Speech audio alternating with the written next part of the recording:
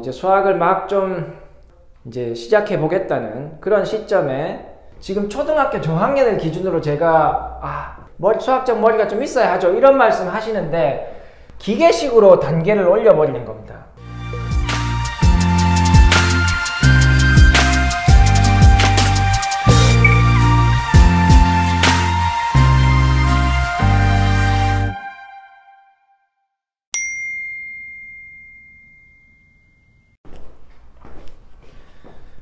안녕하세요, 안현 선생님입니다. 잘 지내시죠?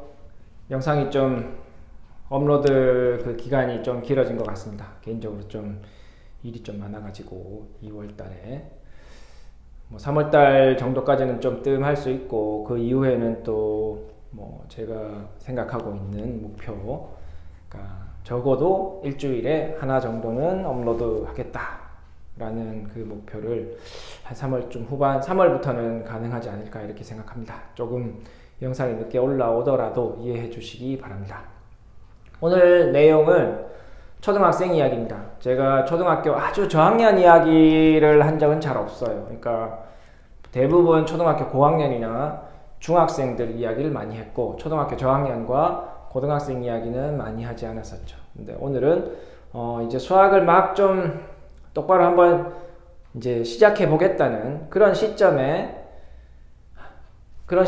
대한 이야기입니다. 그러니까 일반적으로 초등 수학이 1학년 때를 수학이라고 할 수 없고, 사실 수라는 거를 이제 처음 배우게 되는 거니까. 그래서 1, 2학년은 별로 이제 수학이라고 할 만한 계산이 나오진 않는다고 볼 수 있고, 여러분들이 다 아시는 것처럼 어떤 분들은 3학년 때부터 수학이 어려워진다, 어떤 분들은 아니다 4학년 때부터 어려워진다 이렇게 말씀하시는데, 어쨌든 3학년 때부터 어려워진다라고 하시는 분들도 많기 때문에, 그러면 이제 3학년부터 어려워진다 이렇게 그냥 생각하면 되는 겁니다. 그래서 3학년으로 들어가는 학생들, 혹은 초등학교 1, 2학년들 학생들을 두신 우리 학부모님들도 보시면 될 것 같고, 대략 이제 수학을 좀 이제 해야겠구나 라고 생각할 때, 우리 아이 학원을 보내야겠구나, 수학을 좀 본격적으로 해야겠구나 이렇게 생각하시는 초등학교 죄송합니다, 저학년을 두신 학부모님들께 드리는 말씀입니다. 제 의견입니다. 자, 그래서 초등학교 저학년, 선행을 먼저 하냐 심화를 먼저 할 거냐, 이게 가장 여러분들이 궁금해 하시는 사항인 것 같아요. 제가 지금 내용으로 비슷하게 재작년에 올린 영상도 있지만, 오늘은 복습 차원도 되고 또 새로운 말씀 드리는 것도 있을 거예요. 그래서 선행학습을 먼저 할 거냐, 선행학습을 먼저 한다라는 말은 진도를 그냥 쭉 나갈 거냐, 그죠? 이제 난이도 높이는 다지기 이런 걸 하지 않고 먼저 나갈 거냐, 아니면 다지면서 나갈 거냐, 그런 이야기입니다. 그래서 오늘 영상이 길 것 같지는 않고 간단하게 말씀드리겠습니다. 3가지 케이스만 들 거예요. 학생 A, B, C 이렇게 해서 말씀드리겠습니다. A학생은 지금 제가 초등학교 저학년이라고 말씀을 드렸기 때문에, 지금 초등학교 저학년을 기준으로 제가 실력이라는 부분을 이야기하기는 좀 곤란한 것 같아요. 실력은 수학적인 능력이 쌓여 있을 때, 그죠? 그러니까 수학적인 능력이 혹은 수학적 이해의 깊이가 깊어지는 것, 이런 걸 이야기하려면 어느 정도 수학이란 내용을 어느 정도 배웠을 때 할 수 있는 이야기인데, 초등 저학년은 어떤 실력이라는 부분을 이야기하기는 좀 어려울 것 같아요. 실력을 상중하, 상중하나 이렇게 구분하기는 어렵다라고 일단 생각을 하고, 실력이라는 관점이 아니라 어떤 감각, 수학적 감각, 우리 어머님들께서 상담을 오시면 많이 말씀하십니다. 수학은 좀 감각이 있어야 하죠. 수학적 머리가 좀 있어야 하죠. 이런 말씀 하시는데, 제가 시즌 1 영상에서도 찍은 영상이 있지만, 길게, 그죠? 초에서 고3까지의 수학을 배워서 1등급을 따겠다라는 이런 장기적 관점에서 감각은 사실 필요 없습니다. 단호하게 말씀드리지만 수학적 감은 필요 없어요. 오직 똑바른 방법으로 공부하겠다는 의지와 실천만 있으면 돼요. 그래서 이 긴 시기에 대해서는 감을 이야기할 필요가 없고, 감각, 수학적 능력, 타고난 수학적 능력, 머리, IQ 이런 거 이야기하는 게 아니고 그럴 필요가 없고, 초등 저학년은 어쨌든 실력이라는 부분을 확인하기가 힘들기 때문에 지금 이 초등 저학년에서 작용하는 부분은 아이의 수학적 능력, 감각을 기준으로 이야기하는 게 맞겠다라는 생각이 들어서, 그죠? 뭐 미취학 아동일 수도 있고 초등 저학년일 수도 있습니다. 그렇기 때문에 일단 실력적인 부분을 이야기하지 않고 오늘은 감각적인 부분으로 제가 학생을 나눴다, 이렇게 보시면 될 것 같아요. 자, 그러면 C 학생은 일단 감이 없다, 수학적 DNA가 감이 없다, 혹은 없는 것 같다.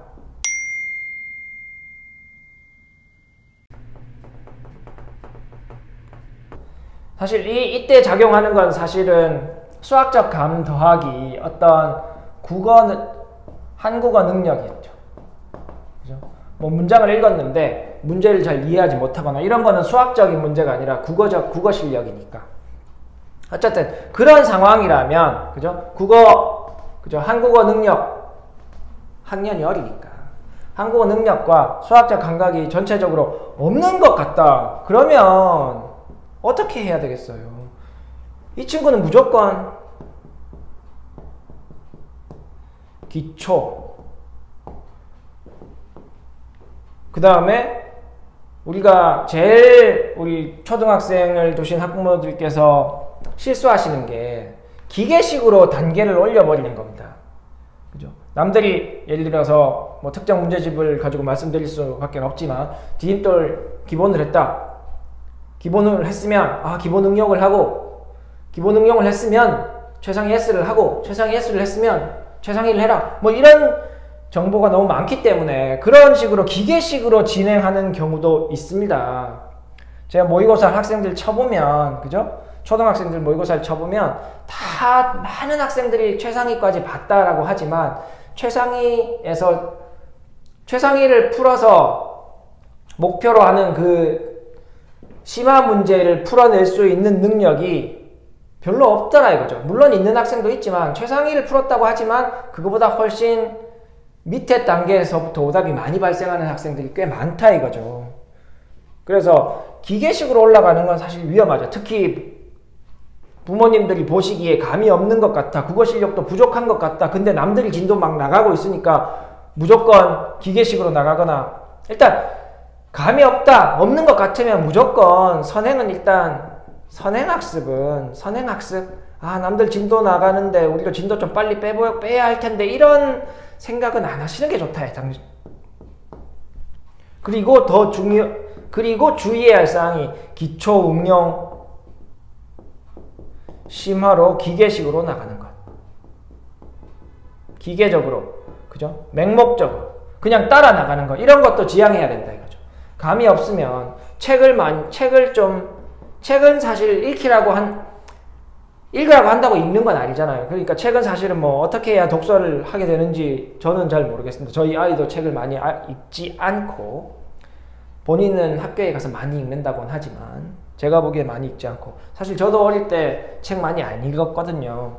그래서 크게 뭐 읽으면 도움은 되지만 인생에 크게 막 그것 때문에 책 스트레스를 줄 필요는 없다라고 생각합니다. 독서하라고 스트레스를 줘봤자 더 하지 않게 되니까. 자, 그래서 이런 기계식으로 난이도를 상승시키는 것도 좀 지양해야 한다. 그죠? 기초를 했는데 기초를 잘 아는지 확인해보고 기초가 잘 되었으면 좀 응용 문제를 한번 풀어볼까, 이렇게 하면 되고, 응용 문제를 하고 또 확인 학습을 하고 응용에 대한 수준이 어느 정도 되었는지를 확인 학습하고, 그리고 좀 더 어려운 문제, 뭐 심화 사이에 준심화도 있겠죠. 그죠?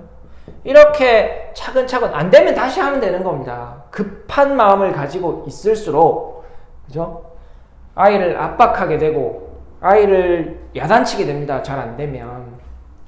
그래서 그렇게 하지 마시고 초등 저학년이잖아요. 이제 수학을 시작하고 수학을 뭐 10년 이상 해야 됩니다. 조금 느린 거는 그렇게 중요하지 않아요. 시작하는 단계에서 단추를 잘 순서대로 잘 잠궈 나가는 게 제일 중요한 거예요. 자, B단계 학생은 뭐 C단계 학생은 하지 말라고 했죠. 선행학습. 감이 없다 그랬잖아요. 내 어머님들이 보시기에 감이 없다고 생각하면. 두 번째는 감이 있는 것 같다. 여긴 감이 있다고 하죠. 수학적 DNA가 있다.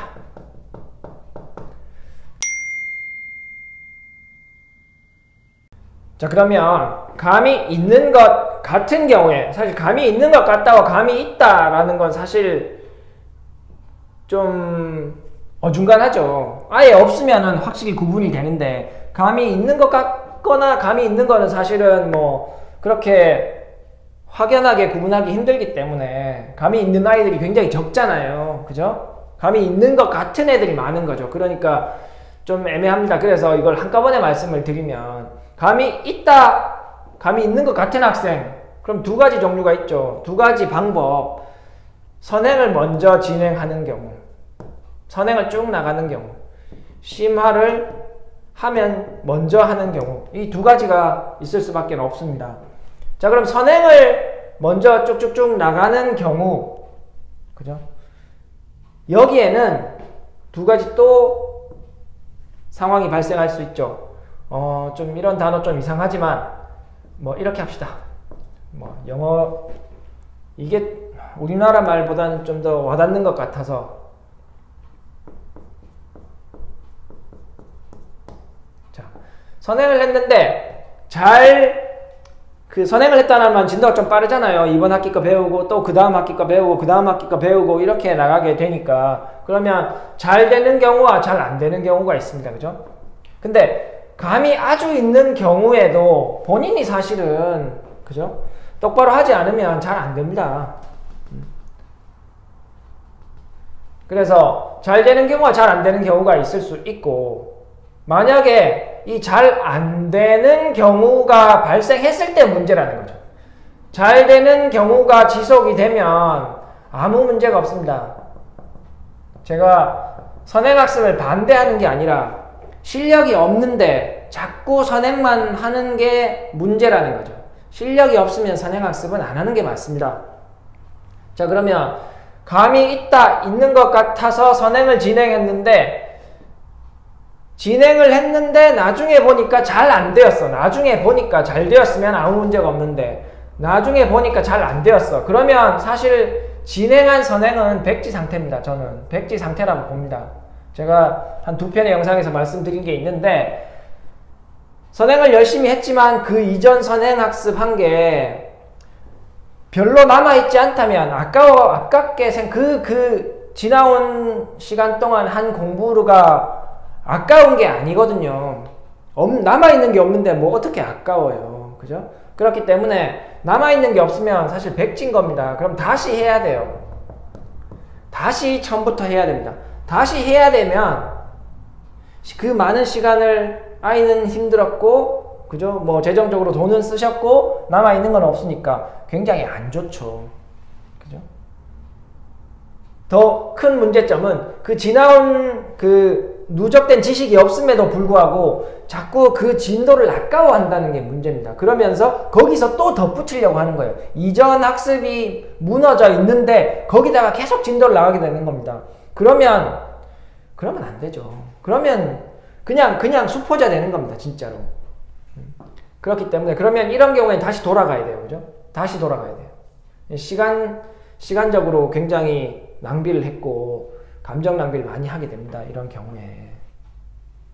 근데 만약에 심화를 먼저 하게 되면 심화라는 말은 무조건 어려운 책을 풉니다. 그런 말이 아니에요. 심화잖아요. 심화. 점점 깊어지는 거예요. 우리가 일반적으로 이야기하는 블랙라벨 A급 최상위를 푸는 것, 그 문제집을 다루는 게 심화가의 뜻이 아닙니다. 실제로 우리가 그냥 쉽게 심화 문제집 이야기하는데 제가 말씀드리는 혹은 사전적 심화의 의미는 점점 깊어지는 겁니다. 그래서 제가 지금 말씀드리는 심화도 점점 깊어진다는 말이에요. 그래서 여기서 말한 거하고 똑같은 거예요. 일단 초등 저학년이 뭐 초등학교 3학년을 시작하든 뭔가를 할 때 기본을 혹은 개념을 기초를 다루고 그 다음에 이게 소화되었는지 확인 학습을 하고 응용을 하고, 그죠? 그 다음에 좀 더 어려운 심화를 하는 이런 단계를 밟아 나가서, 그죠? 단계를 밟아 나가서 이 학생이 감이 있는 것 같은 학생이나 감이 있는 학생이 이 어느 정도 심화까지는 우리가 여기서의 심화는 이거하고 좀 다른 거예요. 이거는 그냥 어려운 문제집이라고 할게요. 어려운 문제. 어려운 문제를, 그죠? 좀 자기의 힘으로 충분히 풀어낼 수 있는 실력이 되면, 그러면 이제 여기서 이렇게 이야기할 수 있는 거예요. 실력이 있다.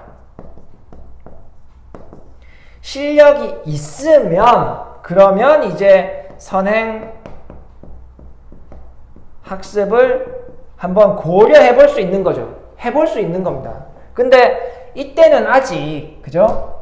실력이라는 게 확인되지 않았으므로 그냥 감이 있는 것 같으니까 선행 위주로 갔다가 실패할 가능성이 여기에 도사리고 있기 때문에 이 방법보다는 심화, 점점 깊어지는 식으로 최초에 수학 공부를 똑바로 해보겠다라고 했을 때 최초에는 심화 조금씩 난이도 있는 걸 먼저 해서 진도 나가는 건 나중에 해도 돼요. 실력이 있는 게 확인되면 그러면 진도를 빨리 나가는 과정을 해볼 수 있는 거기 때문에, 그러면 이렇게 하면 기본이 잘 다져져 있으니까 먼저 심화 위주로 쭉쭉 나가는 것보다 심화, 이 어려운 문제집에 어려운 문제를 풀어낼 수 있다라는 말은 이해도가 좋아진 겁니다. 그러면 그 다음에 선행학습이라는 걸 생각하고 그걸 붙여줘도 이해도가 높아졌기 때문에 빨리 나갈 수 있어요. 그래서 지금 결론적으로 결론을 내보면 결국에는 그거죠. 감이 있거나 감이 있는 것 같거나 감이 없거나, 일단 시작은, 그죠? 제가 말씀드리는 요점은 심화. 어려운 문제 말고 점점점 되도록 깊어지도록 한다 이 말이잖아요. 점점점 깊어지도록 하는 방향의 수학 학습을 먼저 시작하고, 그래서 점점점 깊어져서 어려운 문제를 풀어낼 만한 실력이 만들어지면 그러면 조금 진도를 한번 생각해 볼 수 있다 이겁니다. 예를 마지막으로 하나 들고 제가 끝낼게요. 그러면 이게 무슨 말이냐 한마디로 하면 제가 다른 분들한테 많이 예를 들어 드리는 건데, 자, 곱셈을 배웠는데, 그죠? 곱셈을 배웠는데 세 자리 곱하기 세 자리를 할 줄 아는 학생은 실력이 좋은 것이고, 두 자리 곱하기 한 자리를 겨우 할 수 있는 학생은 이 학생보다 실력이 부족한 겁니다. 선행학습이라 함은, 그죠? 자, 제가 말씀드리는 실력이 있다라는 것, 세 자리 곱하기 세 자리를 할 수 있는 학생이 먼저 이런 실력을 갖게 되면 그 다음에 나눗셈을 배우면 됩니다. 근데 두 자리 곱하기 한 자리를 배웠으니까, 이걸 이제 할 수 있으니까 나눗셈을 배우자 이렇게 이야기하는 게 깊이가 없는 상태에서 진도만 나가는 거죠. 시험은 이런 게 나오는데 결국 나눗셈을 일찍 배웠다고 해서 이걸 풀어낼 수 있는 건 아니니까 그냥 간단하게 제가 예를 들어 드리는 거예요. 중학생 수학도 마찬가지고 고등학생 수학도 마찬가지입니다. 쉬운 문제를 미리 좀 풀었다고 해서 그게 내 수학 실력이 되진 않습니다. 내가 풀기 어려운 문제, 남들이 못 풀어낸 문제를 내가 풀 수 있다면 그게 수학 실력이 좋은 거니까요. 오늘은 초등학교 저학년 학생을 두신 학부모님들을 대상으로 말씀드리는 내용이었습니다. 도움 되었기를 바랍니다. 다음에 더 좋은 내용으로 여러분들께 찾아뵙도록 하겠습니다. 감사합니다. 안녕. 수학 화이팅!